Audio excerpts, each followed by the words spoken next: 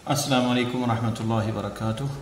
अल्हम्दुलिल्लाहि वहदा वस्सलातु वस्सलामु अला मन ला नबिय्य बअद अम्मा बाद। मुअज़्ज़ज़ ख़वातीन व हज़रात, लेसन नंबर 4 है हमारा ये इजराउन नहव किताब का, और ग्रामर के मतलब हम पढ़ रहे हैं क्योंकि ग्रामर भी बहुत ज़रूरी है, इसलिए अब ये किताब भी साथ शुरू की हुई है। तो ग्रामर में ये है कि तसलसल लाजमी है, जो बंदा पाबंदी से नहीं पढ़ेगा उसे फ़ायदा नहीं होगा। तो रोज़ सबक जो है ग्रामर के भी आप पूरे लेसन जो है सुने, और जो दूसरे हैं वो भी। और ये बुक्स जो हैं ये आप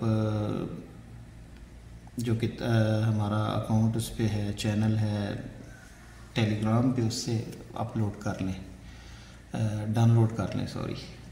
तो आज चौथा लेसन जो है हरूफ का तारुफ। चूँकि इसम व फ़ेल की मुख्तलिफ आभास मुस्तकिल तौर पर ज़िक्र की जाती हैं और हरूफ की बहस आखिर में आती है, इसलिए मुनासिब मालूम होता है कि हरूफ के मतलब कुछ इब्तदाई मालूमात शुरू में ही जिक्र की जाएँ। तो देखें, इसम, फ़ेल और हर्फ तीन ही चीज़ होते हैं अरबी लैंग्वेज के अंदर।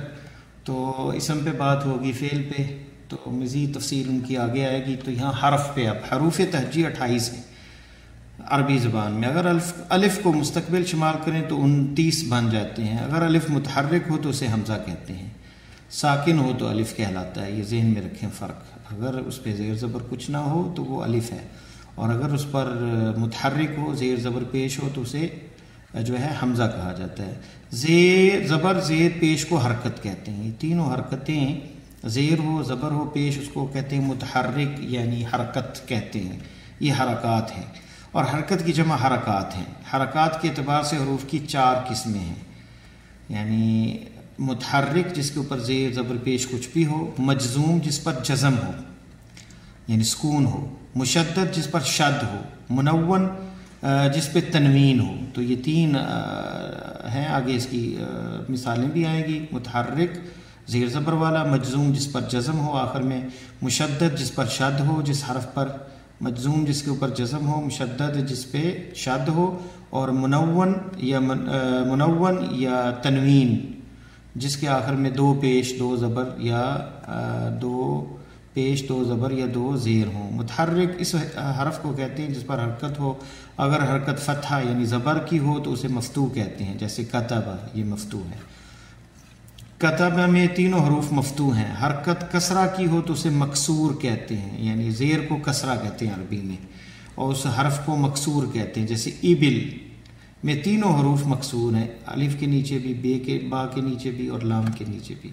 अगर हरकत ज़म्मा तो उसे मज़मूम कहते हैं। ज़म्मा जो है वो पेश को कहते हैं, मज़मूम यानी पेश वाला हरफ। जैसे उज़ुनुन में तीनों हरूफ मज़मूम हैं। मजज़ूम, साकिन या मजज़ूम उस हरफ को कहते हैं जिस पर जज़म हो, जैसे हमदुन, ये मीम के ऊपर जो जज़म है ये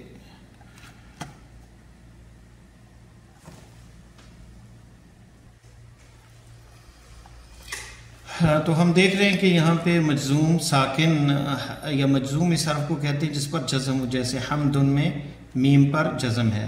मुशद्दद उस हरफ को कहते हैं जो दोबारा पढ़ा जाए, एक बार साकिन और दूसरी बार मुतहर्रिक, जैसे रब्बुन, बा के ऊपर जो है ये शद है, तो असल में ये क्या है, रब्बुन, रब फिर बुन, तो बा एक दफ़ा साकिन और एक दफ़ा मुतहर्रिक। तो रब्बुन ये 2 लफ्ज़ हैं, 2 हरफ हैं, इसलिए इसके ऊपर शद आती है। तो जब इसके जोड़ किए जाते हैं, रा ज़बर बा रब, बा 2 पेश बुन, रब बुन, तो 2 दफ़ा रब का जो है वो तलफ़्फ़ुज़ होता है।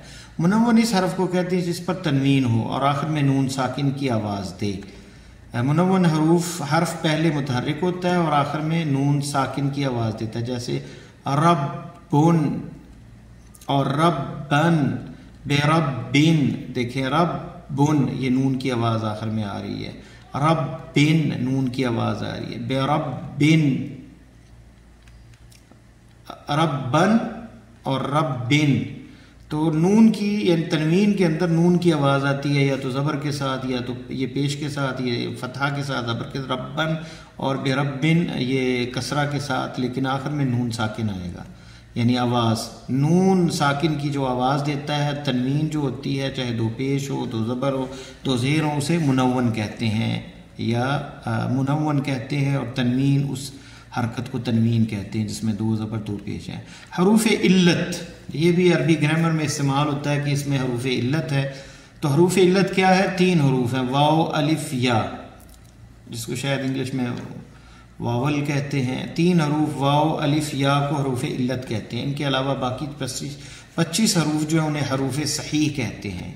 हरूफ मद्दा, ये भी 3 हरफ हैं जिसको ज़रा लंबा पढ़ा जाता है, वाव अलिफ और या, इन्हें हरूफ मद्दा कहा जाता है। वाव साकिन से पहले वाली हरकत जो है दम्मा हो, अलिफ से पहले फतहा हो या से पहले कसरा हो, यानी अलिफ वाव अलिफ या, ये 3 हरफ हैं।